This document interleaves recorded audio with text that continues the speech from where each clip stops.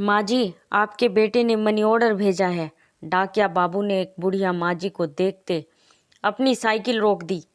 अपनी आंखों पर चढ़े चश्मे को उतार आंचल से साफ कर वापस पहनती माँ जी की बूढ़ी आंखों में अचानक एक चमक सी आ गई।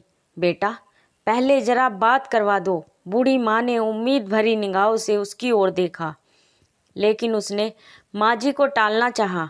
माँ जी, इतना टाइम नहीं रहता है मेरे पास कि हर बार आपके बेटे से आपकी बात करवा सकूं। डाकिया ने बुढ़िया को अपनी जल्दबाजी बतानी चाहिए, लेकिन बुढ़िया उससे चिरोरी करने लगी। बेटा, बस थोड़ी देर की ही तो बात है। माँ जी, आप मुझसे हर बार बात करवाने की जिद ना किया करो। यह कहते हुए वह डाकिया रुपए माँ जी के हाथ में रखने से पहले अपने मोबाइल पर कोई नंबर डायल करने लगा। लो माँ जी, बात कर लो, लेकिन ज़्यादा बात मत करना, पैसे कटते हैं। उसने अपना मोबाइल बुढ़िया के हाथ में थमा दिया।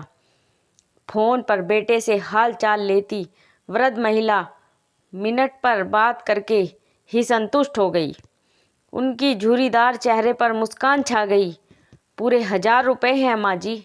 यह कहते हुए उस डाकिये ने 100 के 10 नोट बुढ़िया की ओर बढ़ा दिए। रुपये हाथ में ले गिनती करती अम्मा ने उसे ठहरने का इशारा किया। अब क्या हुआ? माँ जी, यह 100 रुपये रख लो बेटा। क्यों माँ जी? उसे आश्चर्य हुआ। हर महीने रुपए पहुँचाने के साथ साथ मेरे बेटे से मेरी बात भी करवा देते हो, कुछ तो खर्चा होता होगा ना। अरे नहीं माँ जी, रहने दीजिए। वह लाख मना करता रहा, लेकिन बुढ़िया ने ज़बरदस्ती उसकी मुट्ठी में 100 रुपये थमा दिए और वह वहाँ से वापस जाने को मुड़ गया। अपने घर में अकेले रहने वाली वृद्ध महिला भी उसे ढेरों आशीर्वाद देती अपने देहरी के भीतर चली गई। डाकिया अभी कुछ कदम ही वहाँ से आगे बढ़ा था कि किसी ने उसके कंधे पर हाथ रखा। उसने पीछे मुड़कर देखा तो उस कस्बे में उसके जान पहचान का एक चेहरा सामने खड़ा था। मोबाइल फ़ोन की दुकान चलाने वाले रमेश को सामने पाकर वह हैरान हुआ। भाई साहब, आप यह कैसे? आप तो अपनी दुकान पर होते हैं। हाँ, मैं यहाँ किसी से मिलने आया था, लेकिन मुझे आपसे कुछ पूछना है। रमेश की निगाहें उस डाकिये के चेहरे पर टिक गई। जी पूछिए भाई साहब। भाई, आप हर महीने ऐसा क्यों करते हैं? मैंने क्या किया? भाई साहब, रमेश के सवालिया निगाहों का सामना करता वह डाकिया घबरा गया। हर महीने आप इस बूढ़ी माँ को अपनी जेब से रुपए भी देते हैं और मुझे फ़ोन पर इनसे इनका बेटा बनकर बात करने के लिए भी रुपए देते हैं। ऐसा क्यों? रमेश का सवाल सुनकर डाकिया थोड़ी देर के लिए शक पका गया, मानो अचानक उसका कोई बहुत बड़ा झूठ पकड़ा गया। लेकिन अगले ही पल उसने सफाई दी, मैं रुपए इन्हें नहीं बल्कि अपनी माँ को देता हूँ। मैं समझा नहीं। उस डाकिये की बात सुनकर रमेश हैरान हुआ, लेकिन डाकिये ने आगे बताया, इनका बेटा कहीं बाहर कमाने गया था और हर महीने अपनी माँ के लिए 1000 रुपये का मनी ऑर्डर भेजता था।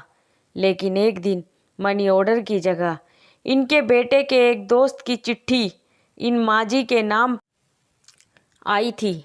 उस डाकिये की बात सुनते ही रमेश को जिज्ञासा हुई। कैसी चिट्ठी? क्या लिखा था उस चिट्ठी में? संक्रमण की वजह से उनके बेटे की जान चली गई, अब वह नहीं रहा। फिर क्या हुआ भाई?